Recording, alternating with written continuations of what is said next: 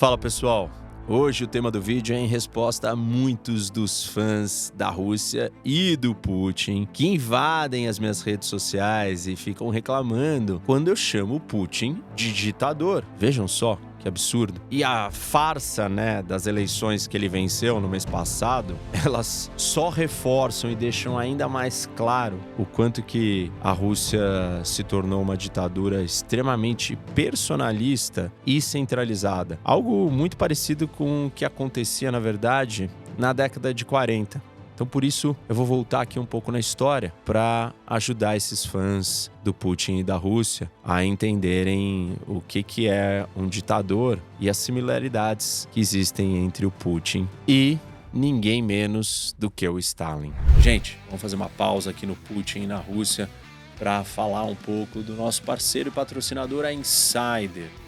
Vocês já ouviram eu falando da Insider. Vocês espero que já conheçam. Se não conhecem, vocês precisam prestar atenção nessa camiseta, a Tech T-Shirt, que é essa que eu estou usando.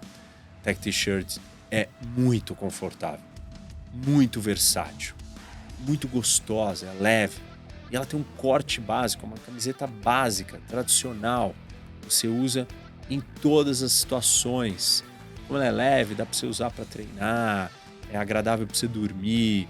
Então, eu recomendo de verdade. Eu tenho de várias cores, tenho muitas Tech T-Shirts e uso elas o tempo inteiro. Convido vocês a darem uma olhada no site da Insider. Tem outros produtos, tem cueca, tem meia, tem roupa feminina, tem Tech T-Shirts de manga longa. Agora a gente esfriando um pouco mais, A manga longa vai servir muito bem, igual, mesma coisa, mesmo corte, mesmo tecido, mesma qualidade. Recomendo, não esqueçam de usar o cupom ROCK12, meu cupom HOC12, vocês vão ter bons descontos nas suas compras na Insider. Vai lá no site, dá uma olhada, tenho certeza que vocês vão gostar e vão usar sempre. É isso? Vamos voltar para o nosso Stalin no século XXI. Em 1968, o acadêmico americano Jerome Gillison, ele descreveu as eleições soviéticas como uma curiosidade psicológica, ou seja, elas não passavam de uma afirmação ritualizada e performática do regime, em vez de um verdadeiro voto em qualquer sentido da palavra, Essas eleições encenadas, com seus resultados oficiais quase sempre unânimes, elas serviam para isolar os não conformistas e grudar, conectar o povo com o regime. No mês passado, a Rússia definitivamente retornou a essa prática soviética. Os oficiais eleitorais do estado relataram que 87% dos russos votaram no Putin nas eleições nacionais, concedendo então ao presidente russo um quinto mandato. Não apenas muitos desses números eleitorais relatados eram matematicamente impossíveis, mas também não havia muito mais escolha. Afinal, todos os opositores foram assassinados, presos ou exilados. Como nos tempos soviéticos, a eleição também soldou, ou conectou os russos ao seu regime, servindo como um referendo manipulado sobre a guerra do Putin contra a Ucrânia, no caso dos tempos atuais. No geral, a eleição no estilo soviético do mês passado, ela selou a transformação da Rússia pós-comunista de Putin em uma sociedade repressiva com muitas das características do totalitarismo soviético. O retorno da Rússia à prática soviética, ela vai muito além das eleições. Em um estudo recente de jornalistas russos exilados da Proact Media, determinou que a Rússia é hoje mais repressiva politicamente do que a União Soviética sob todos os líderes desde Stalin. Ou seja, a não ser que as pessoas estejam dispostas a dizer que o Stalin não era um ditador, não tem nem mais como matematicamente justificar que o Putin não seja maior que todos os outros ditadores soviéticos desde Stalin. O Stalin ainda consegue passar o Putin, mas o Putin está correndo atrás. Nos últimos 6 anos, o regime do Putin indiciou 5.613 russos por acusações explicitamente políticas políticas, incluindo, abre aspas, desacreditar o exército, fecha aspas, disseminar informações falsas, justificação do terrorismo e outros supostos crimes que têm sido amplamente usados para punir críticas à guerra da Rússia na Ucrânia. Esse número ele é significativamente maior do que em qualquer outro período de 6 anos de governo soviético depois de 1956. Isso é ainda mais impressionante, dado que a população da Rússia é apenas metade da população da União Soviética antes do seu colapso. Além de acusações e sentenças criminais repressivas, nos últimos 6 anos, mais de 105 mil pessoas foram julgadas por acusações administrativas que implicam em multas pesadas e trabalho obrigatório por até 30 dias sem apelação. Muitas dessas pessoas, elas foram punidas por participar de marchas ou atividades políticas não autorizadas, incluindo protestos anti-guerra. Outros foram acusados de violações das regulamentações da pandemia de Covid. Esses tipos de punição, eles são administradas e implementadas rapidamente, sem tempo para apelação. Em 4 de março de 2022, pouco mais de uma semana após o início da invasão russa da Ucrânia, o parlamento fantoche da Rússia adotou rapidamente emendas ao Código Penal russo e ao Código de Processo Penal que estabeleceram punições criminais e administrativas para as transgressões vagas de desacreditar o exército russo ou disseminar informações falsas sobre ele. Isso expandiu amplamente os poderes repressivos do Estado russo para processar crenças e atividades políticas criminalmente. As acusações aumentaram desde a aprovação das novas leis, provavelmente levando a um aumento substancial do número de presos políticos num futuro próximo. Em particular, punições por desacreditar o exército ou justificação do terrorismo, que inclui expressar apoio ao direito da Ucrânia de se defender, por exemplo, resultaram em centenas de sentenças a cada ano desde o início da guerra. O caso mais recente, em 27 de fevereiro, o presidente do Grupo de Direitos Humanos, vencedor do Nobel da Paz, Oleg Orlov, que tem 70 anos, foi condenado a 2 anos e meio de prisão por, de novo, desacreditar o exército russo. Como o relatório que eu citei para vocês da ProAct concluiu de forma assustadora, abre aspas, o relatório cita, em termos de repressão, Putin há muito superou quase todos os secretários-gerais soviéticos, exceto um, Joseph Stalin. Fecha aspas. Embora essa conclusão seja por si só significativa, é apenas a ponta do iceberg do Estado totalitário que o Putin reconstruiu gradual e sistematicamente. Vamos olhar para outros elementos agora dessa repressão russa e vamos falar de imprensa. Assim como nos anos soviéticos, hoje não tem mais mídia independente na Rússia. As últimas dessas organizações de notícia, elas foram proibidas ou fugiram do país após a guerra total do Putin contra a Ucrânia, incluindo a já citada ProAct, além de outras como Medusa, Echo Moskvy e até mesmo a vencedora do Prêmio Nobel, a mídia Novaya Gazeta. No lugar dela, jornais estritamente alinhados ao regime, mídias sociais, estação de TV e rádio transmitem constantemente onda de propaganda militarista, promovem a grandeza imperialista russa e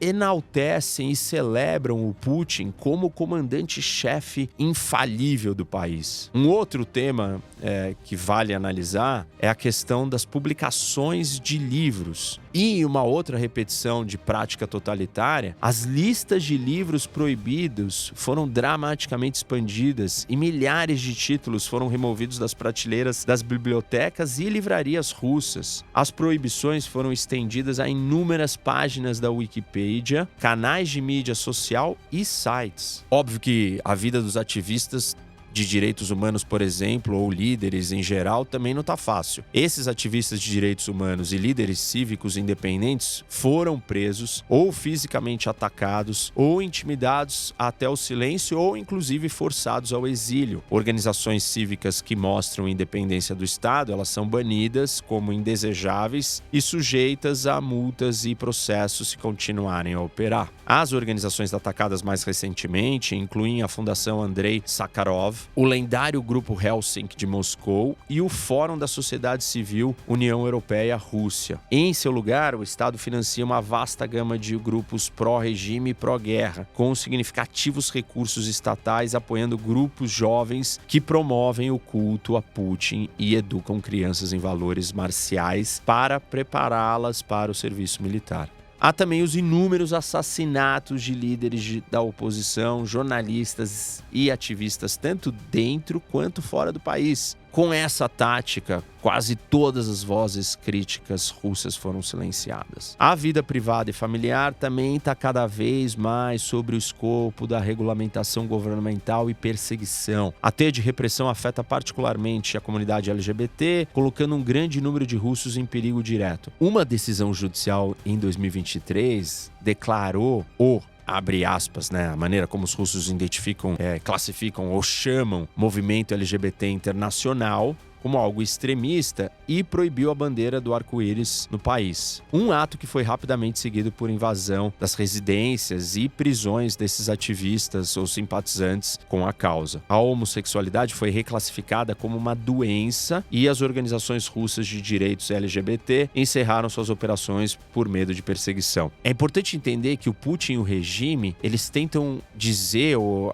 vender a ideia de que um movimento LGBT, ele é um movimento internacional liderado por os Estados Unidos para destruir a sociedade russa, disseminando o homossexualismo ou alguma coisa nessa linha. Além disso, uma legislação visando reforçar valores tradicionais, incluindo o direito dos maridos de disciplinar fisicamente suas esposas, levou à redução nas sentenças e à descriminalização de algumas formas de violência doméstica. Bom, como vocês podem ver, vocês têm uma noção assim do escopo das mudanças de repressão e tentativa de controle da sociedade russa. E muitas das técnicas desse controle totalitário, agora operantes por todo o território russo, elas foram inicialmente incubadas em territórios onde o Kremlin espalhou guerra e conflito. Por exemplo, a Chechênia foi o primeiro campo de testes para a repressão generalizada, incluindo um grande número de vítimas sujeitas à prisão, execução, desaparecimento, tortura e estupro. Juntamente com o ataque impiedoso a civis nas duas guerras da Rússia na Chechênia, essas práticas normalizaram o comportamento criminoso desenfreado dentro das estruturas de segurança do Estado russo. A partir desse caldeirão de medo e intimidação, o Putin moldou uma cultura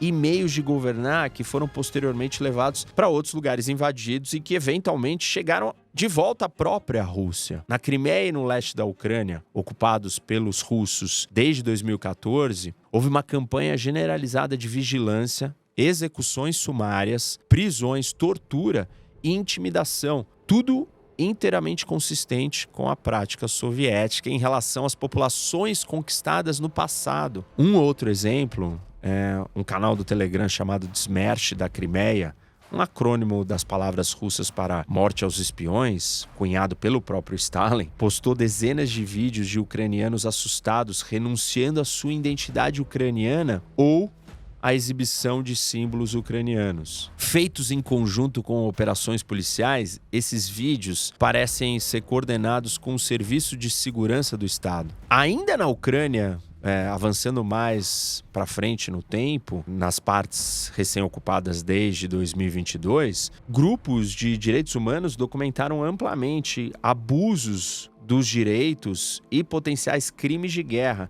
Isso inclui o famoso e conhecido sequestro de crianças, que inclusive o Putin está indiciado e tem um mandado de prisão contra ele pela corte, pelo TPI, o Tribunal Penal Internacional. Mas além disso, prisão de ucranianos em um sistema de campos de concentração que lembra os gulags soviéticos. E o uso sistemático de estupro e tortura para destruir a vontade e capacidade dos ucranianos continuarem lutando e se defendendo. Como se ainda não bastasse, os russos estão promovendo castrações sistemáticas de homens ucranianos que são presos nos campos de batalha. Bom, à medida que a violência na Rússia, na Ucrânia se expandiu, também se expandiu a aceitação dessas abominações por todo o Estado e em grande parte da sociedade. Como na época do Stalin, o culto à crueldade, a cultura do medo, elas são padrões legais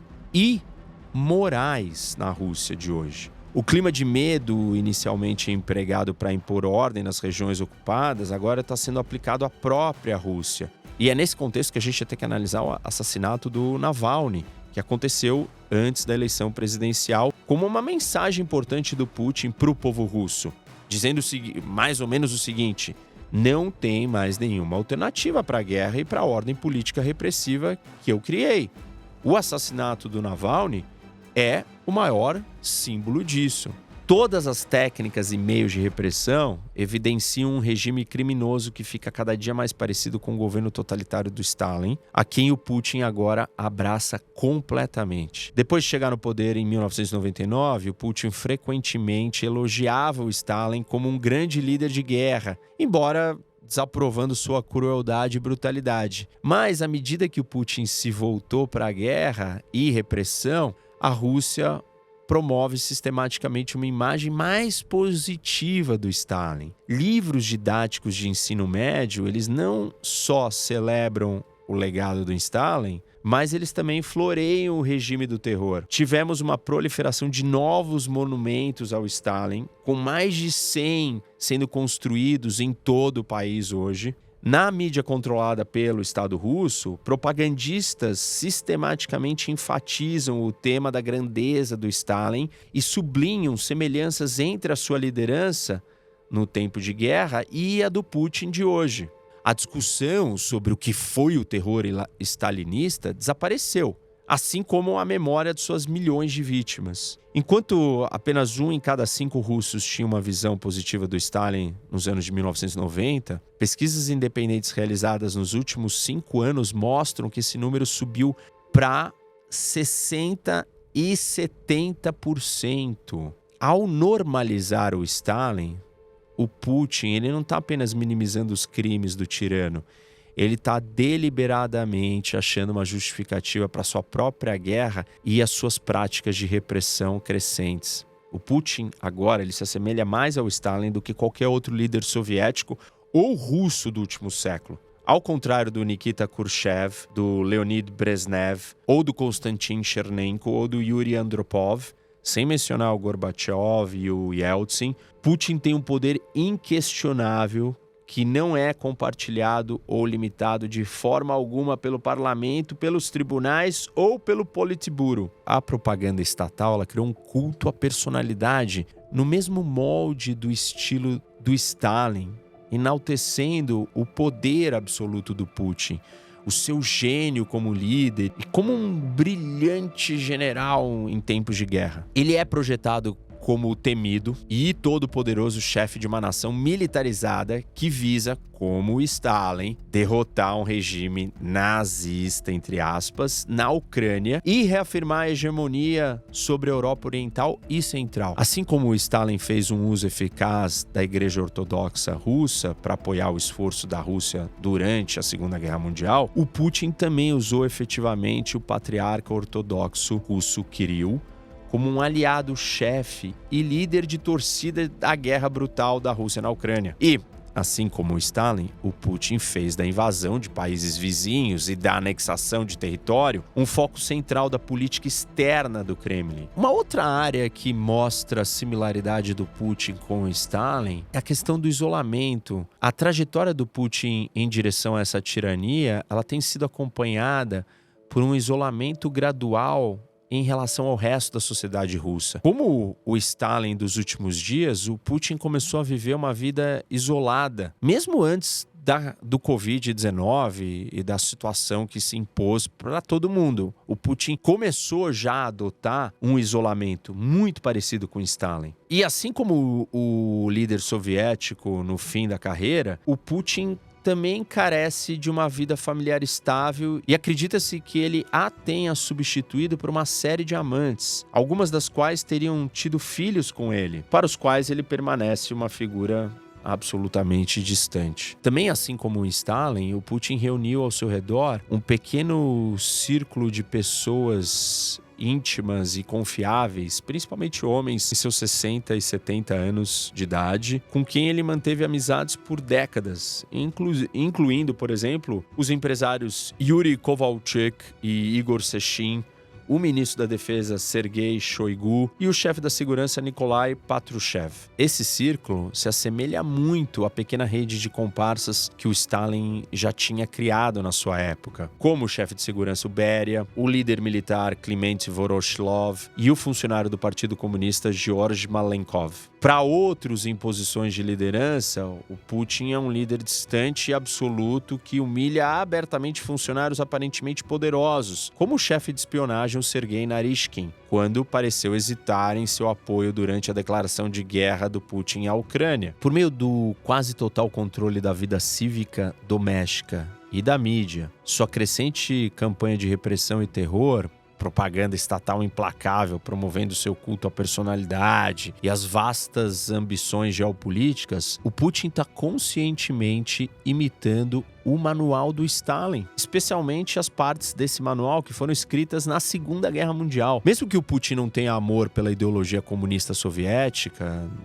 do passado, ele transformou a Rússia e o seu povo de maneiras não menos fundamentais do que os esforços do Stalin para moldar um novo homem soviético. A esmagadora vitória do Putin em uma eleição ao estilo soviético representa a ratificação pelo povo russo de sua guerra brutal, da militarização da sociedade russa e do estabelecimento de uma ditadura totalitária. Esse é um bom momento para a gente reconhecer que a trajetória da Rússia caminha rumo à tirania, que a mobilização da sociedade aponta para uma postura de guerra, que existe uma propagação do ódio ao Ocidente e, por fim, uma doutrinação da população em temas imperialistas. Tudo isso representando muito mais do que uma simples ameaça à Ucrânia. A transformação da Rússia em um poder neo-stalinista e neo-imperialista, ela representa uma ameaça crescente para os Estados Unidos e para o mundo livre. E também, principalmente, para os seus aliados europeus e para os outros estados na periferia da Rússia, os seus estados vizinhos. Quando a gente reconhece o quão profundamente a Rússia tem se modificado e o quanto significativamente o Putin está pegando emprestado o manual do Stalin, a gente começa a entender melhor que enfrentar a ameaça russa moderna vai exigir tanta consistência e comprometimento como quando o Ocidente enfrentou a União Soviética do Stalin no auge da Guerra Fria.